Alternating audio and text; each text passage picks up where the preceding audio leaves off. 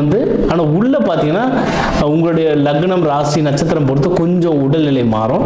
முடிஞ்ச அளவுக்கு இப்போ மாறுற சீசனுக்கு கூலான ஃபுட்டு சாப்பிட்றது ரொம்ப நல்லது. வெள்ளரிக்காவோ தர்பீஸோ இந்தமாரி சாப்பிட்றது ரொம்ப நல்லது. நீங்கள் வந்து வழிபாடுகள் அப்படின்னு நீங்கள் பார்த்துட்டு வந்தீங்கன்னா முடிஞ்ச அளவுக்கு லக்ஷ்மி தாயார் வழிபாடு ரொம்ப நல்லது. நீங்கள் ஒன்றும் இது சுக்கிரன் ஆக்டிவேஷன்னா நீங்கள் தமிழ்நாட்டில் சுக்கிரன்னு பார்த்தீங்கன்னா ஸ்ரீரங்கம் தாங்க சுக்கிரன். ஸ்ரீரங்கம் இடம் தான் ரொம்ப சுக்கிரன். அங்கெல்லாம் ரிஷபக்காரங்க நீங்கள் வருஷத்துக்கு ஒரு தடவை போயிட்டு வந்தால் கூட நல்லது தான். அது வந்து போயிட்டு ஆக்டிவேஷன் பண்ணிட்டு வர மாதிரி. ஸ்ரீரங்கம் போனீங்கன்னா அங்கே ஒரு நாள் தங்குற மாதிரி பாருங்கள். அதுவும் நம்ம என்னென்னா கோவில் ஸ்ரீரங்கத்தில் இருக்கோம், ஹோட்டலில் என்னென்னா திருச்சி பஸ் ஸ்டாண்டில் போட்டு வச்சுருப்போம், சத்திரத்தில் போட்டு வச்சுட்டு அதுக்கப்புறம் நம்ம வண்டியிலையோ போயிட்டு வர மாதிரி இல்லை. அந்த ஸ்ரீரங்கம் ஐலாண்டு உள்ள தங்குற மாதிரியே பாருங்கள். அந்த தீவு அது வந்து சுற்றி காவிரி நதி நடுவில் ஒரு தீவு, அதுதான் ஸ்ரீரங்கம்.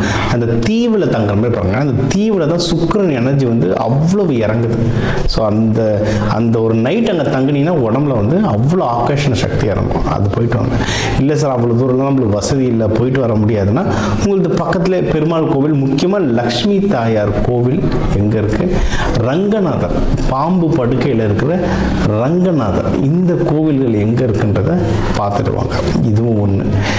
இன்னொன்று வந்து திருக்கல்யாணங்கள் பார்த்தாலும் சுக்கிரன் எனர்ஜி நல்லா ஆக்டிவேட் ஆகும். இப்போ வந்து சித்திரை திருவிழாலாம் வருதுல்ல, மீனாட்சி சுந்தரேஸ்வரர் சரியான சுக்கிரன். அவர் குருவும் நல்லா இருக்கும், சுக்கிரனும் சுந்தரேஸ்வரருக்கும் சுக்கிரனும் சூப்பராக இருக்கும். ஸோ இந்த திருக்கல்யாணங்கள் பார்க்கலாம்.